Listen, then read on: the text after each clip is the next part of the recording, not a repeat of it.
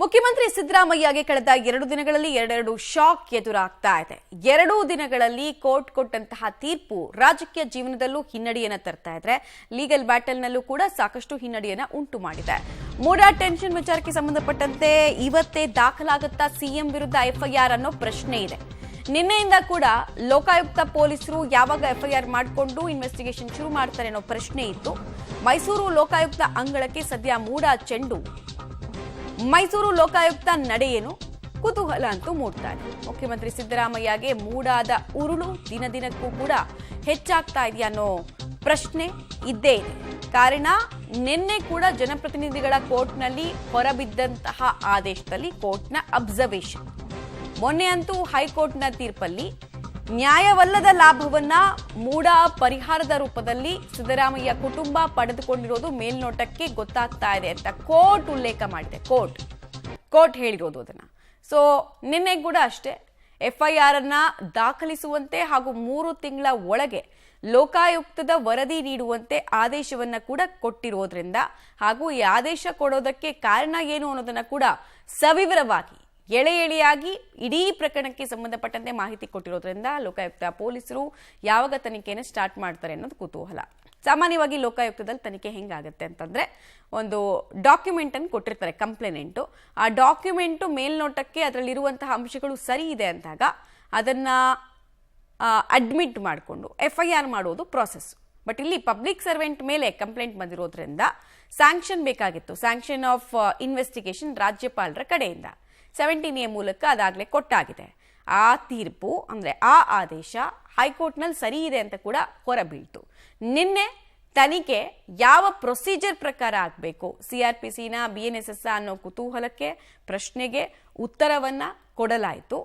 ಮತ್ತು ಆ time line ಅಂದ್ರೆ ಎಷ್ಟು ತಿಂಗಳ ಒಳಗೆ ತನಿಖೆ ಆಗಬೇಕು ಅನ್ನೋದನ್ನ ಕೂಡ ತಿಳಿಸಲಾಗಿದೆ. ಹೀಗಾಗಿ 40 ವರ್ಷಗಳ ರಾಜಕೀಯ ಜೀವನದಲ್ಲಿ ಸದ್ಯಕ್ಕೆ ಕವಲುದಾರಿಯಂತಹ ಪರಿಸ್ಥಿತಿಯನ್ನ ಸಿಎಂ ಸಿದ್ದರಾಮಯ್ಯ ಅವರು ಮೂಡಾ ಹಗರಣಕ್ಕೆ ಸಂಬಂಧಪಟ್ಟಂತೆ ನೋಡ್ತಾ ಇದ್ದಾರೆ.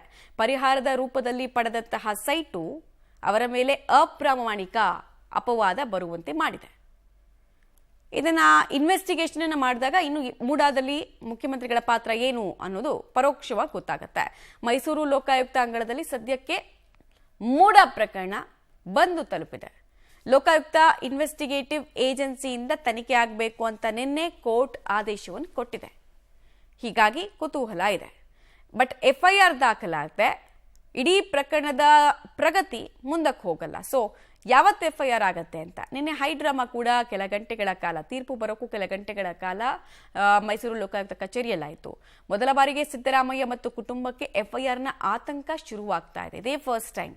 ಆಮೇಲೆ ವೈಯಕ್ತಿಕ ಅಪವಾದ ಅಥವಾ ಆರೋಪ ಸಿದ್ದರಾಮಯ್ಯ ಅವರಿಗೆ ಬಂದಿರೋದು ಕೂಡ ಇದೇ ಫಸ್ಟ್ ಟೈಮ್. ಸರ್ಕಾರದ ಮೇಲೆ ಅಪವಾದ ಆರೋಪ ಬಂದ್ರೆ ಅದನ್ನ ಎದುರಿಸಬಹುದು, ಆದರೆ ವೈಯಕ್ತಿಕ ಆರೋಪ ಸವಾಲು. ಇಷ್ಟು ವರ್ಷದಲ್ಲಿ ಸಿಎಂ ಮೇಲೆ ಮೈಸೂರಲ್ಲಿ ಇದ್ದಿದ್ದು ಒಂದೇ ಒಂದು ಎಫ್ಐಆರ್, ಪ್ರಥಮ ವರ್ತಮಾನ ವರದಿ ಅಂತ ದಾಖಲಾಗಿದ್ದು ಕೇವಲ 1 ಪ್ರಕರಣ ಮಾತ್ರ. ಆದರೆ ಈಗ ಭ್ರಷ್ಟಾಚಾರಕ್ಕೆ ಸಂಬಂಧಪಟ್ಟಂತೆ ಎಫ್ಐಆರ್ ದಾಖಲಿಸಿಕೊಳ್ಳಬೇಕಾದಂತಹ ಅನಿವಾರ್ಯತೆ ಲೋಕಾಯುಕ್ತ ಪೊಲೀಸರಿಗೆ. ಸೊ 2ನೇ ಎಫ್ಐಆರ್ ಇವತ್ತಾಗತ್ತಾ?